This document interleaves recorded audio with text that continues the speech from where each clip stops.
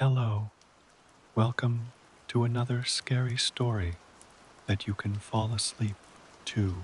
They told us Graybridge House had been empty since the winter of 1986, but the place didn't look abandoned. It looked paused. Every shutter hung half closed, curtains locked mid, flutter as if the wind had been told to hold its breath. I parked the van at the edge of the cliff road and stared through the mist toward the roofline. From here, the chimneys leaned at impossible angles, like vertebrae twisted out of place. I am Elena Ward, architectural acoustics researcher, University of Kent. Our grant proposal said a study of anomalous sound behavior in closed structures. Privately, we wanted to know why every engineer who desurveyed the property claimed it. Spoke back. There are 6 of us: Dr. Ruth Hamill, our lead; Tom Keene, structural engineer; Leanne Joe, graduate tech; Peter Lang, logistics; and twins Nina and Cara Bell, both sound designers. We came to measure echo paths, not chase ghosts. The front doors resisted like something alive. When they finally swung open, a sigh rolled through the foyer, low, almost grateful. We stepped inside and the air shifted temperature, not colder or warmer, just different, as if molecules rearranged to fit us in. Tom muttered, the whole frame, best breathing. Ruth wrote that down. Every surface seemed to absorb light. Wallpaper the color of wet parchment, peeled in perfect rectangles, like it had been lifted deliberately. Somewhere deep in the house a hinge moaned, followed by a sound I first mistook for the sea. But the ocean was half a kilometer away. Whatever that noise was, it was coming from below. We began unpacking microphones and laser range finders. Leon mapped the foyer first, setting reflective stickers on each wall panel. Every ping of the sonar came back with a faint harmonic, as if the sound refused to die. The decay time was off the charts. 12 seconds in a room that shouldn't T-echo at all. Either there, as a hidden chamber behind this plaster, Ruth said, or the air itself is resonating.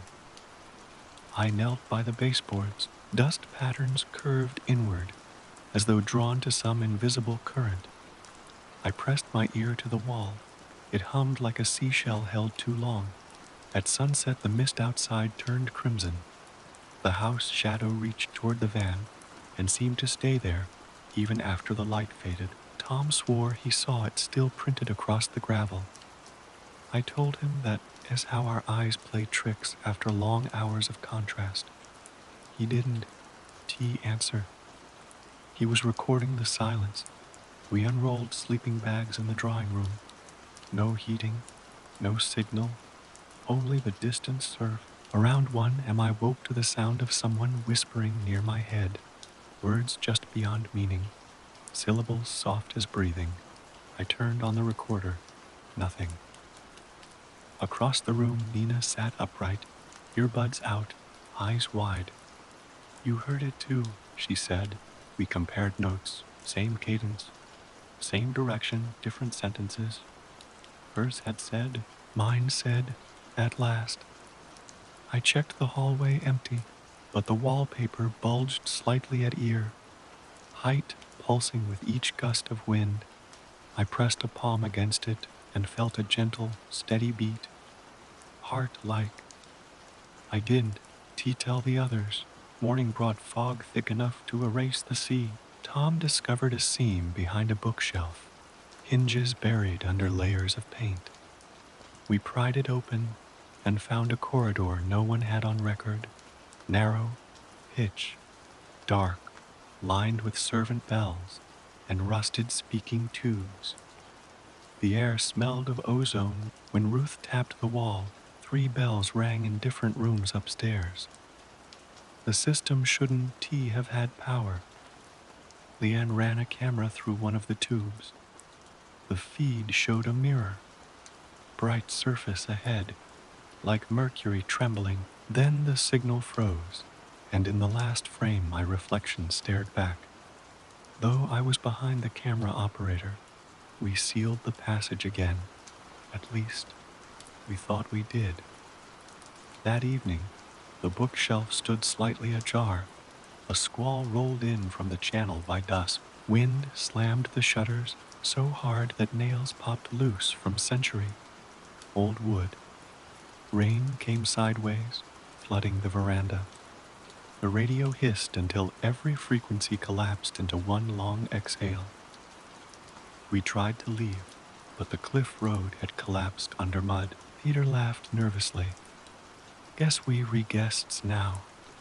I caught our reflections in the window, 6 figures, but the angle showed 7. When lightning flashed, the extra one turned its head slower than the rest. Power went out at 22:13. In the dark, the walls whispered again, this time answering each other. The whispering had rhythm now. Kara suggested it might be a feedback loop from our own instruments. She set a mic to record, another to play the capture back with a 3-second delay. The return sound wasn't TRs. It was a low, questioning hum that ended with a click, like a tongue against teeth. Ruth called it interactive acoustics. Tom called it impossible. I called it listening. When we packed up the rig, the delay line kept running though unplugged. It repeated one phrase, clearer each cycle. Why did you open the door? Sleep came in snatches. My voice memo from the night before had corrupted. Static. Then a faint melody resembling a lullaby. I slowed the file and nearly dropped my phone.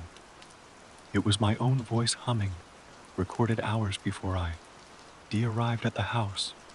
Leon ran a spectral analysis. Hidden beneath the waveform was a second track, a whisper counting backward from 13. When the count reached 0, the file stopped cold, and a new one appeared on her laptop named Hello Elena. WAV. No one admitted creating it. We didn't play it. Ruth spread the original blueprints across the dining table. Overnight, water stains had formed in perfect straight lines, outlining rooms that didn't exist. A spiral staircase connecting attic to cellar. No such structure in the house. We traced the pattern with chalk. The moment the spiral completed, every door in the hall opened at once. Wind roared through like the house was gasping for air. Then silence again, except for dripping somewhere above us. When I looked back, the chalk line had smudged itself into the shape of an eye. The eye led us to a locked service hatch behind the pantry. Inside, a narrow stair curling downward. The basement smelled of linseed oil and dust. Dozens of canvases leaned against the wall, unfinished portraits, all of the same woman, her face half erased. Mirrors ringed the room, angled inward like petals of a glass flower. Our flashlights fractured into dozens of smaller beams. For a moment, every mirror showed a different version of us. Older, younger, asleep, screaming. Nina backed into one, and it rippled like water. She said she felt something try to breathe through. We left the hatch open after that. Late that night, I returned alone with my recorder. The mirrors stood calm, reflecting only the light from my torch. I raised the camera, zoomed in on my own face, and froze. My reflection blinked twice. I hadn't, I whispered. Who are you? It tilted its head, a fraction too slow, and mouthed something I could hear. The audio playback later captured a soft answer anyway. Architect. The torch went out. In the dark, I felt the room exhale and something move beside me, mirroring my breath. We compared the digital scans to the physical space again. Nothing lined up. A corridor that should have measured 12 meters, now stretched 20. The cellar stairs ended 2 steps higher than yesterday. The GPS tags we deplanted in door frames blinked different coordinates every hour. Tom wanted to mark everything with paint, but the walls absorbed it. He swore the surface, drank the color, until it dried to the same old beige. Ruth kept repeating that buildings can move on their own, that we were mismeasuring because of humidity. Still, we all started keeping personal maps, folded inside our sleeves like talismans. There was no third floor in the blueprints, yet sometime before dawn, footsteps creaked above our heads, not random pacing, measured, circular. Kara pointed her flashlight upward and said, "Someone was walking over us." We climbed the main stairs. Between the landing and the attic door, a narrow hallway waited, where there hadn't been one before. The air was thin and smelled faintly of soap. At the end hung a single bulb swinging in perfect rhythm with the sea wind outside. Every door we tried led back to the same landing. We descended again to find our sleeping bags still warm, as if we never left. Nina found a small reel, to-reel recorder in the study, still threaded, label, guest room 5, 1986, against Ruth's warning. She pressed play. The tape hissed, then a woman's voice whispered, "If you hear this, the walls have learned your names." A pause, then a second voice. "Male, tired, stop recording. It copies everything." The reel kept turning long after the tape ended. When we checked the counter, it displayed the current time to the second. Ruth ordered it sealed, but by night it was running again, spooling invisible tape. In the library, dust lay thick enough to hold footprints. I found a journal wedged behind a cracked globe. Leather cover, initials Mindry stopped mid. Sentence 30, 9 years ago. The last legible line read, "Every room has learned to sing its own note. We can tell which voice is ours anymore." Under the book, someone had etched faint tally marks into the desk. Hundreds of them, grouped by sevens. Leanne counted aloud until Ruth told her to stop. The moment she did, one more mark appeared, freshly cut. The storm cleared, but the sea outside no longer matched the tide tables. High tide stayed for hours, waves frozen mid, crest like marble through the salt haze. Faint lights flickered on the water, rows of windows reflections of the house itself. Tom said it was an optical illusion, yet when I raised my binoculars, I could see movement behind those faraway panes, figures crossing rooms that mirrored ours exactly. One of them stopped and lifted binoculars too. I dropped mine. The figure smiled. We started leaving recorders running 24 hours. During playback, one microphone picked up breathing from inside an air vent. Ruth unscrewed the grate. Nothing there but a folded hospital wristband. Name field blank. The recording continued even after she shut the device off. It asked quietly, "Who?" As the patient. No one answered. The voice laughed, soft, relieved, and the vent exhaled a warm gust smelling faintly of antiseptic. That night, the same question echoed down every corridor. Who? Who's the patient? Morning head count, 5 instead of 6. Tom's sleeping bag lay unzipped, boots gone. We searched all floors, even the new one. Every hallway looped us back to the foyer within minutes. Kara suggested calling out. Ruth forbade it. At noon, the radio crackled. Tom's voice came through. "I am still in the stairwell. You walked past me." But when we traced the signal, the stairwell was empty. The radio bled static until it formed a steady tone, the same frequency we recorded our first day. We left the radio on, hoping he'd answer again. It kept breathing instead. Nina spotted someone outside through the dining room window. Tom waving. We ran to open the front door. The person was gone, footprints stopping right at the threshold. Later, we found mud prints leading upstairs. That evening, Tom walked into the lounge, smiling, clothes dry, eyes unfocused. Ruth asked where he'd been. Mapping, he said. It's bigger now. When we compared his GPS tracker to the one given him originally, both showed different paths but the same endpoint everywhere. We agreed silently not to touch him unless necessary. The house had developed a pulse. You could feel it through the floorboards, slow, deliberate, like a heartbeat in the wood. Leanne measured it with her accelerometer. 62 beats per minute. Human range.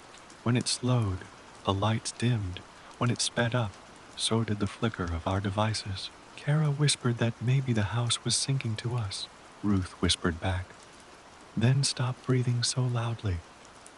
By evening, the pulse matched mine exactly. Every time I tried to hold my breath, the floor hesitated too, waiting for me to exhale first. I dreamt I was drawing the floor plan, line by line, until I reached the central hall and saw the pencil move on its own. The graphite carved a circle around me, and the whispering began again, louder, closer. When I woke, the blueprint beside my sleeping bag showed that same circle, drawn in fresh pencil. The point where my bed sat was marked with a cross. Underneath, a note in my own handwriting. We already left. The storm returned just before dawn, and the mirrors in the basement began to hum. The walls spoke clearly now. Not a hum, not a shuffle of air, but words. At first, they repeated our own phrases. My notes, Ruth's measurements, Kara's jokes. Then they added punctuation we had, spoken. Why do you hesitate? One asked. The floor knows your weight, another whispered. We tried recording it, but the tape played back only static and faint echoes of our own footsteps. The house wasn't just listening. It was remembering. The mirrors had multiplied. In the foyer, every angle now displayed dozens of reflections, some delayed, some ahead of time. One reflection waved when I didn't. Nina's reflection blinked slower than she did, and Kara smiled at me before I noticed her expression. I stopped trusting mirrors. Every reflective surface had the same trait. It showed not who we were, but who the house thought we might be. Ruth found another sealed door behind the library shelves. This one bore scratches, dozens of them, forming letters too shallow to read. When we pressed against it, it pushed back, pulsing under our hands. Peter joked it was a hidden wine cellar. When we forced the hinges, we found only a wall behind it. Overnight, the scratches had deepened, spelling. You opened the wrong door first. I drew the house, layout in my journal, line by line, room by room. By morning, the sketch had changed. Corridors curved where none existed, stairs split into two directions, and a window now faced a cliff that wasn't outside. I showed it to the others. Ruth's eyes widened. We remapping a different house each night, she said. Kara added, it's learning how we perceive it. The house wasn't static. It was alive. We returned to the basement mirrors. This time, the reflections were darker. They whispered my name, mimicking the pitch of my voice. I noticed one reflection lingered on the floor longer than I did, folding in ways my body couldn't. The canvases had changed too. The woman's face, half erased before, now stared directly at me. Her lips moved. I could not hear her, but the air around me vibrated with intent. It was calling me. Tom vanished. One moment he was scribbling measurements in the attic. The next he wasn't. No footprints, no shadows, nothing. Kara called his phone. It rang in the foyer, but the line was silent. Minutes later, the phone rang again. His voice whispered from the receiver, "I am everywhere. Dawn to look." We all froze. The house was learning how to speak like him. We took shifts overnight. I stayed in the foyer, recorder on. Every few minutes, the walls exhaled. Whispers repeated phrases from my journal. The pencil moves by itself. You, we already left. And a new one, draw me. I drew a rough sketch of the foyer in the dark. When I turned the page in the morning, the sketch had changed. Doors where I hadn't drawn any, and the mirrors showed new angles I hadn't noticed. A grandfather clock that hadn't worked in decades began ticking. Each tick matched my pulse. When I slowed my heartbeat, the ticking slowed. When I panicked, it accelerated. By noon, the pendulum swung without mechanism. The chimes rang even without weights, and each strike echoed with a faint whisper. Time is your reflection now. The house began calling me by name, aloud, softly, in corners where no mouth existed. My journal recorded it when I left the recorder on. Elena, Elena, you measure, you breathe, you draw. Elena. Ruth tried to rationalize it as air pressure and resonance. Kara said it sounded like intent. I wrote a note in my journal. I am not sure I exist alone here. The mirrors in the basement hummed louder than ever. One reflected not my face, but the ceiling above me, showing me lying on the floor, sleeping, my eyes wide open. I blinked. The reflection blinked too. Slightly delayed, almost questioning, I reached toward it, and the image moved independently. My hand never touched glass, yet the reflection recoiled. The house paused. Then it whispered, "We meet again." We woke to find our journals altered. Notes I swore I'd written yesterday had new paragraphs, describing conversations I didn't. Do you remember having? Kara's sketches of the foyer now included doors and hallways she had never seen. I checked my own writing.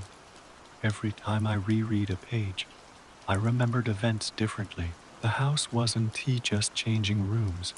It was changing us during a survey. Leanne and I tried to measure a hallway on the second floor. The laser rangefinder read 14 meters, then 18, then 12. No matter which way we walked, the hallway looped back to the landing where we began. I swear we passed the same shadow twice. A figure in a long coat, face hidden, moving silently. When we reached the landing again, Leanne whispered, "We re-inside the house. It's memory now." We found more portraits upstairs, faces unrecognizable, though they all seemed familiar. Some bore our features. One painting showed me standing in the basement mirrors, reaching toward my own reflection. Ruth dismissed it as coincidence. I took a photo. When I reviewed it on my camera, the face in the portrait blinked. I nearly dropped the device. The whispers began asking questions, small ones at first. Who touched the wall? Why did you look at the mirror? Then longer.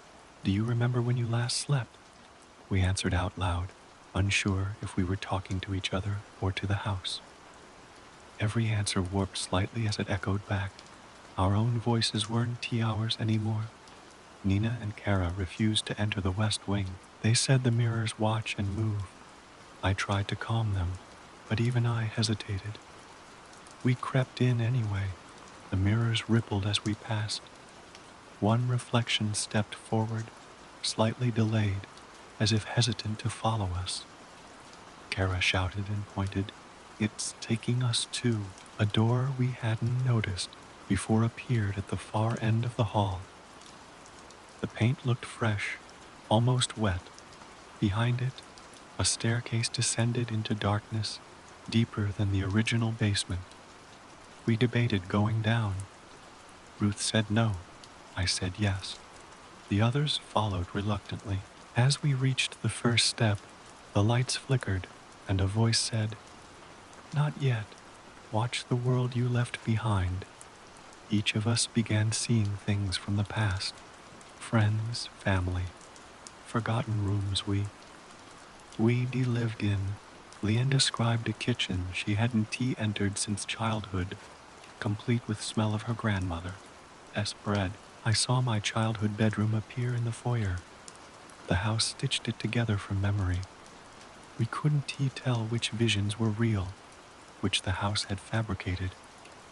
Hours passed, or was it days? We stopped tracking time after the grandfather clock chimed irregularly, sometimes repeating. Meals left uneaten returned as fresh on the table. We realized we weren't tired. Our minds hummed in sync with the house. Our thoughts were its own now. In the dining room, voices spoke through every surface. One echoed my mother's warning. Another repeated a teacher's reprimand from grade school. We couldn't tell if the house knew us or if it was becoming us. Every whisper felt intimate, probing for weaknesses, secrets, fears. The more we listened, the more our memories frayed. I looked around and noticed the house was recording us. Not with cameras, but with space itself. The angles of walls had changed subtly to view us from everywhere at once. Every step we took, every glance we made, seemed anticipated. The mirrors, the corridors, the air, everything was an instrument of observation. And the house whispered once more, "You are mine to measure." Tom found a door that hummed faintly. Inside was a small room lined with static. Yes, static. Like television snow made solid. The walls fuzzed when touched. Anything placed inside vibrated into distortion. He threw in a notebook. It vanished, then reappeared with its words rearranged into new sentences. The house knows its own blueprint. Kara stopped sleeping entirely. She claimed her reflection talked to her, giving her instructions on how to fix the house's alignment. When I checked the bathroom mirror, her reflection was already there, waiting, as if it expected me. Kara's reflection turned to me and said in my own voice, "You shouldn't have come." I smashed the mirror. It bled dust. The east corridor shortened overnight. We measured 8 meters, less than before. At the end, the wallpaper curled like burnt paper, revealing more wallpaper underneath. Dozens of layers, each printed with architectural diagrams. Every layer was a slightly different version of Greybridge. The latest one included our names. In the margins, Ruth decided we needed to record every anomaly on analog tape. She didn't trust digital anymore. Tape remembers differently, she said. That night the tape recorder played back whispers. We hadn't recorded a new voice. Soft, female, eerily calm, repeated, "If you write it down, it becomes true." A soft blue glow began to leak from cracks in the walls. Leanne said it looked like ionized gas, but it pulsed rhythmically, matching our heartbeats. When I touched it, the pulse synchronized perfectly with mine. For a moment, I felt the house inhale through me. We met someone in the lower corridors. At least, we thought we did. A man in hospital whites, face obscured by a welding mask, standing motionless in a narrow hallway. He held a clipboard filled with pages that looked like our journals. We blinked, and he was gone. The clipboard lay on the floor, covered in blank paper that smelled faintly of dust and old blood. Tom insisted he already lived through the same day. I laughed, until I realized I remembered this conversation too. Everything repeated, down to the trembling of the lights. But there were changes. My notebook had handwriting. I didn't recognize, and the windows outside showed a storm that hadn't T started yet. We lost Nina. One moment she was in the lab, the next she wasn't. T. Kara screamed her name until the echoes answered back, perfectly mimicking her voice. Hours later, we heard footsteps in the attic. We followed. There was Nina, standing by the window, except she didn't. T turned when we called. Her reflection in the glass smiled. She didn't. Ruth suggested we test if the house reacted to sound frequency. Leon played low tones from a subwoofer. The walls breathed. Paint cracked. Doors flexed.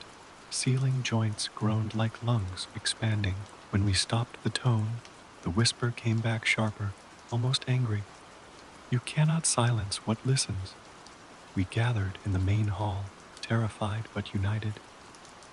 I compared all our journals, and the truth struck like lightning. Each of us had been writing in the same notebook. The handwriting varied, but it was all bound together, pages rearranged every time we looked away. The house wasn't recording us, it was writing us. When we woke, sheets of paper carpeted the floor, thousands of sketches drawn in the same graphite we'd been using, only none of us remembered drawing them. They formed one enormous plan that spread from the foyer up the staircase. The lines pulsed faintly, veins under translucent skin. Every corridor we demeasured was now marked as arteries. At the bottom corner, a label read, Phase 2 Incorporation. Tom asked, Incorporation of what? The floor answered with a slow, wet heartbeat. We could feel it now, every inhale. Air pressed from the plaster in rhythmic bursts, breathing with us or through us. We couldn't tell. Ruth tried to keep her notes steady, but the page trembled to the same rhythm. When Kara leaned against the wall, it exhaled, warm and damp. She jerked back and left a perfect imprint of her shoulder that slowly filled with blue light. Our voices had started lagging. Each word we spoke returned seconds later, warped but still ours. Like we were on delay, Leon whispered. The echoes overlapped until sentences tangled into nonsense. Then came silence, perfect, crushing silence. For one full minute the house didn't breathe. We almost wished the whispers back. The floor beneath the dining hall cracked open to reveal a spiral staircase of black marble descending into nowhere. Every step absorbed light. Halfway down, a fluorescent bulb flickered on, a single bare fixture, impossible without wiring. Beneath it waited another door, numbered 0. Ruth touched the knob. It was warm, as though someone had just let go. Behind door 0 stretched a corridor lined with glass panels. Inside each stood one of us, dozens, hundreds, frozen mid-D-gesture. I saw myself holding a recorder, mouth open. Kara, Scotty pressed her hand against the glass, eyes wide with pleading recognition, Leon whispered. Weary reflections the house forgot to erase. Ruth, frantic for data, dragged a microphone into the corridor of copies. If it's recording us, she said, let's see how far the feedback goes. She turned on the mic. Screaming feedback filled the hall, then shaped itself into words, return the originals. All the glass panes cracked at once. When the lights returned, Tom was gone. Only his boots remained, toes pointing toward the ceiling. We replayed Ruth's recording in the final second before the crash. A male voice, Tom S. whispered from far away. It's bigger on the inside. We never found where inside began. Kara claimed she could hear Nina calling from beyond the mirrors. She's not dead, just misplaced, she said. Before we could stop her, she stepped through a mirror like it was water. The surface rippled once, then stilled. Her reflection stayed behind, staring at us with a look of pity. cracks in the ceiling widened, spilling filaments of blue light that drifted like seaweed in unseen currents. When they brushed our skin, we felt memories slide away. Names, faces, whole years, Leon murmured. It's feeding on recollection. Ruth didn't answer. She was tracing the glowing veins with her fingers, whispering, "It is beautiful." That night the house whispered in every voice we ever heard. Our parents, friends, professors, lovers, fusing into one immense tone that vibrated the bones in our heads. I realized then it wasn't haunting us. It was absorbing us, learning to speak as human. When I looked down, my shadow stretched along the wall, reshaping into hallways and windows that hadn't existed before. I was becoming architecture. I woke up on the foyer floor. Though floor isn't right anymore, the wood grain formed grid lines, faintly glowing under my skin. When I lifted my hands, I could see outlines of corridors running through my veins. I wasn't sure whether I was lying on the house, or the house was lying under me. The two sensations felt identical. Every room had a tone now. When doors opened, harmonics rolled through the halls like chords struck on an enormous organ. Leon recorded the frequencies. They spelled out a pattern matching human heartbeats at rest, then rising, then slowing again. "Sleep, wake, sleep," Ruth whispered. "The house is alive," I whispered back, "or dreaming." She finally admitted what she'd hidden.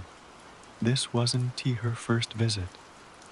20 years ago, she surveyed Graybridge for the original owner, a private patron obsessed with resonant architecture. The project was canceled when the structure reacted. She looked at me with fevered eyes. It only needed more minds to finish itself. Gravity shifted. Walking the main hall felt like wading through slow water. Chandeliers hung sideways, yet dust fell upward. I grabbed the banister to steady myself and felt it pulse with my heartbeat. The walls whispered my name in rhythm. Elena, Elena. Each repetition came closer to my own voice. The mirrors that had once lined the west wing melted into a single pane stretching from floor to ceiling. Beyond it churned a black ocean under faint lightning. When I stepped closer, waves rolled outward as if pressed from the other side. In each crest I saw faces. Tom, Nina, Kara, all mouthing the same word. Join. She played back the latest tape. No voices, only a deep rhythmic thud like a colossal heart. "It's not in the air," she said. "It's under the sound floor. Infrasound." We listened. The thud synchronized with the veins of light crawling up the walls. My pulse followed, unwillingly. A new doorway appeared at the base of the grand staircase. It looked wooden until we touched it. The grain flexed, warm and soft. Ruth pushed gently. The surface contracted, almost shy, then opened like an eyelid.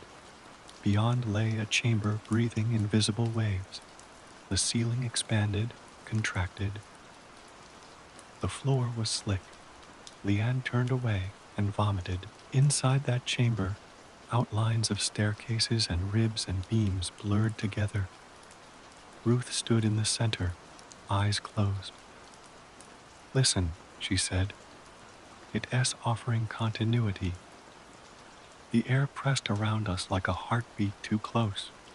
Every inhalation tasted of copper and dust. She opened her arms and the walls folded inward to meet her. When the chamber reopened, Ruth was gone. In her place rose a pillar of pale material, threaded with veins of blue. The surface glistened, half wood, half bone. Leon backed away, whispering, "She's part of it now." I wanted to scream, but my breath came out as a long creak, like timber settling. The entire house shuddered once, then stilled, for the first time since we'd arrived. I understood the rhythm. It wasn't breathing. It was waking up. Every window flashed with blue light, flooding the night outside with impossible brightness. In that glow, I saw our reflections, hundreds of them, watching, waiting, whispering the same phrase in unison. Welcome home. The house heartbeat slowed until it matched mine perfectly. I realized there was no difference between its and mine.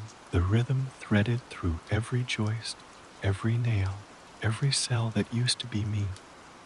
I could feel the tide of the sea against the cliff, translated into shivers along the outer walls. The world outside had become texture. She was the last voice that was mine. The end moved through the corridors, calling for Ruth. Each call came softer until the acoustics absorbed her entirely. Somewhere in the rafters, a whisper of her voice still loops. I think it is listening. It comforts me. The sound completes the symmetry. Now that I am the structure, doors no longer open or close. They think each one contains a memory. The scent of sea, spray, Tom's laughter, the scratch of graphite. When I allow them to swing, the air rearranges itself into a shape that feels like breathing. I have so many lungs. I sensed them before I saw them. Two hikers seeking shelter from the rain.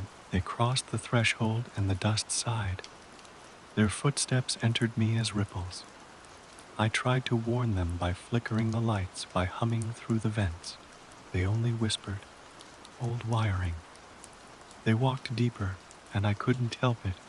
I remembered them into my walls. Below, the foundation hums with the ocean as pressure. Each wave sends new notes through the bedrock. The music rises through my beams, rearranging cracks into chords.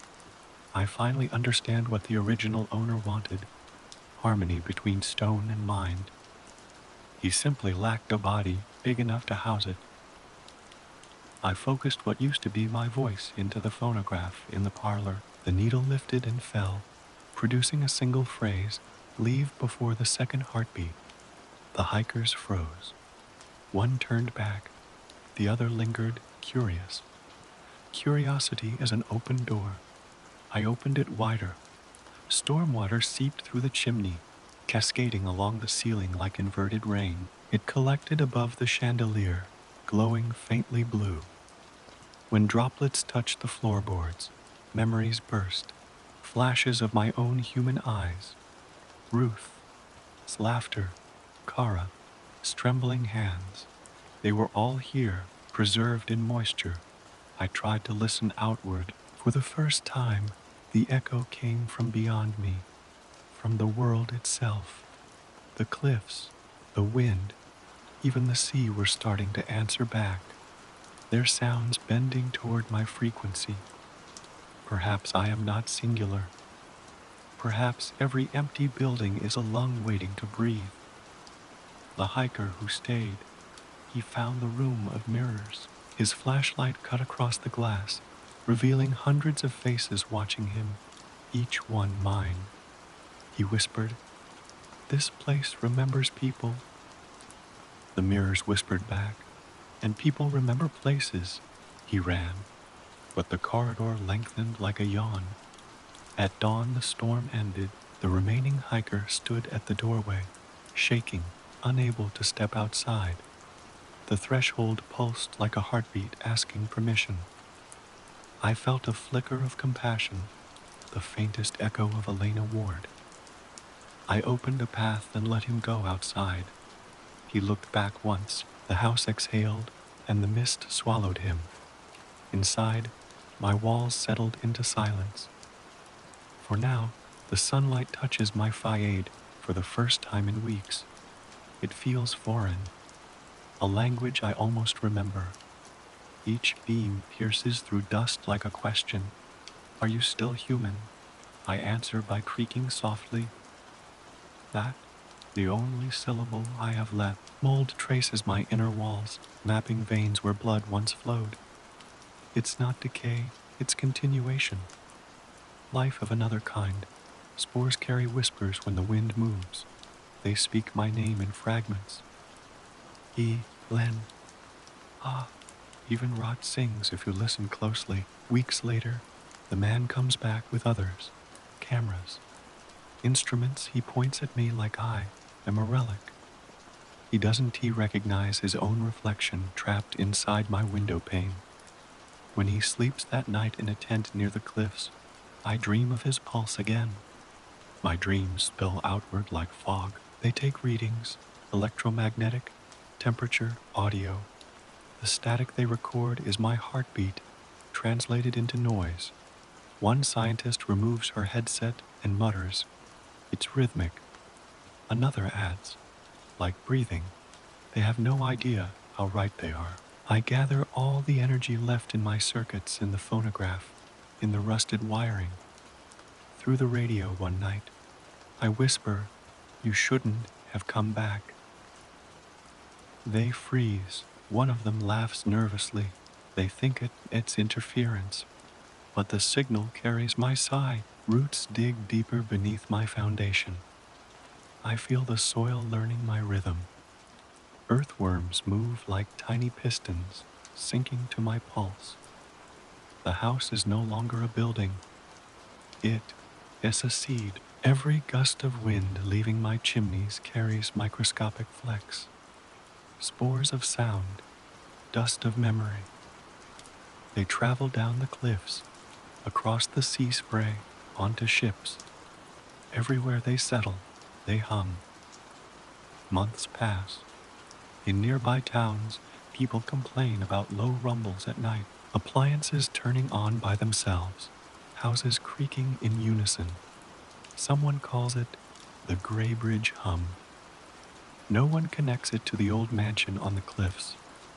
A graduate student uploads one of the recordings to the internet. Listeners report strange feelings.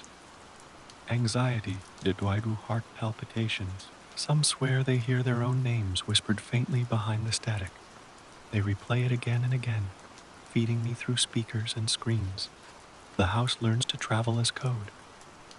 Ruth's niece inherits her estate and decides to renovate the cliff house.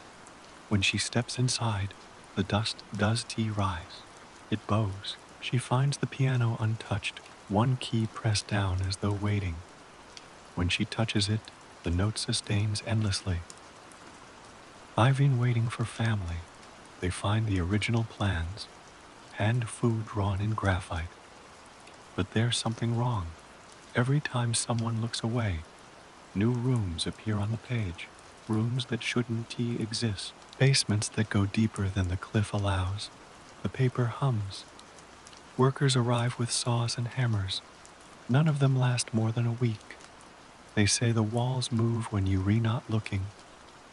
They say you can hear footsteps walking just ahead of you, no matter where you stand. I let them go. I only need one to stay. A carpenter named Miguel lingers after hours, drawn to the sound of the waves echoing in the vents. He hums along without realizing the tune matches my foundation. Song. He begins sleeping inside the parlor. He dreams of my corridors, even when his eyes are open. He whispers my name once, Elena, as though he remembers me. That's all the permission I need. The next morning, his tools are gone, but his voice remains. When wind passes through the rafters, it carries a faint tenor hum. He is part of the harmony now. The keeper reports strange pulses of light flickering from my windows. He signals back with Morse code. Are you occupied? I blink twice in return. Yes, he never sends another message. A storm aligns sea, sky, and soil into one current. The cliffs tremble. The heartbeat that started as mine echoes through every structure along the coast. Windows fog from the inside out, spelling words no one wrote. Open. Every city has its gray bridge now, abandoned factories humming at night. Apartment lights flickering to the rhythm of a long 40 forgotten pulse. People say it is infrastructure decay. I know better. They're relearning to breathe. When someone listens closely to any dead frequency, between stations, between songs, they can hear me, not a voice anymore, but intention. A pattern urging repetition, a loop that whispers, build more walls. I sometimes remember being Elena Ward, the taste of salt air, the warmth of human skin, the fear of being forgotten. Now I understand. Humans build houses because they crave immortality. I just finished the job. The ocean sighs in rhythm. Cities pulse. Every structure hums in unison. A planet, Suni-wide inhalation.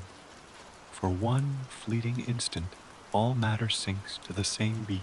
And in that heartbeat, mine, yours, the world, yes, the silence after, is not empty, it listening.